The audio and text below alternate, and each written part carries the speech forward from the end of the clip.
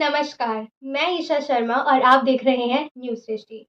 UPSC, SSC और न जाने कितनी सारी गवर्नमेंट और कॉम्पिटिटिव एग्ज़ाम है जिसको पूरा करने के लिए हम लोग हमेशा कश्मकश में पड़े रहते हैं, कठिनाइयों में पड़े रहते हैं।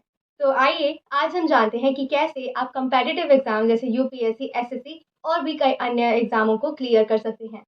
सबसे पहले आपको सिलेबस को जानना पड़ता है कि आने वाले एग्ज़ाम में क्या-क्या चीज़ें पूछी जा सकती हैं। दूसरा, सिलेबस जानने के बाद आपको एग्ज़ाम का पैटर्न देखना है कि किस प्रकार के प्रश्न एग्ज़ाम से पूछे जाते हैं, उनका आंकन क्या है। तीसरा हुआ समय प्रबंधन। जब आपको सिलेबस पता चल जाए और पैटर्न समझ में आ जाए, तो आपको अपना समय देखना पड़ेगा कि आप किस हिस्से को, किस तरीके के प्रश्नों को कितना समय देना चाहेंगे अपने एग्ज़ाम को प्रिपेयर करने के लिए। उसके बाद आता है पिछले साल के क्वेश्चन पेपर। पिछले साल में पूछे गए प्रश्नों को हल कीजिए। जब आप ऐसा करते हैं, तो आपको अंदाज़ा मिल जाता है कि कैसे सवाल पेपर में आए पूछे जा सकते हैं। तो आपको अंदाज़ा मिलता है कि कैसे प्रश्न पेपर में आगे पूछे जा सकते हैं।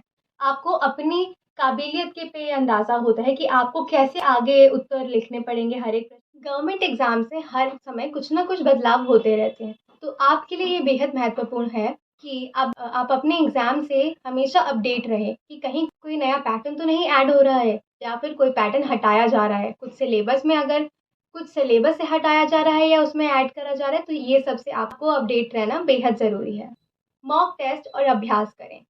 हम लोग हमेशा बोर्ड्स के टाइम से ये सुनते आ रहे हैं कि मॉक टेस्ट और अभ्यास करते रहें, तो इस चीज़ को आप अपने बोर्ड्स तक ही ना छोड़ें, बल्कि आगे कॉम्पिटिटिव एग्ज़ाम्स में भी यूज़ करें। अब जब आपका सारा सिलेबस पूरा है, आपने अभ्यास कर लिए हैं, मॉक टेस्ट दे लिए हैं, तो सबसे ज़्यादा ज़रूरी है कि आपने अभी तक जितनी भी पढ़ाई करी होगी, उसको दोबारा से दोहराएँ, यानी उसको रिवाइज़ करें, जिससे कि आपको और अच्छे तरीके से कोई भी इन्फॉर्मेशन, कोई भी आपका पढ़ा लिखा हुआ चीज़ आपके दिमाग में हमेशा के लिए स्टोर हो जाए, ताकि आपको एग्ज़ाम के समय कोई भी दिक्कत ना महसूस हो।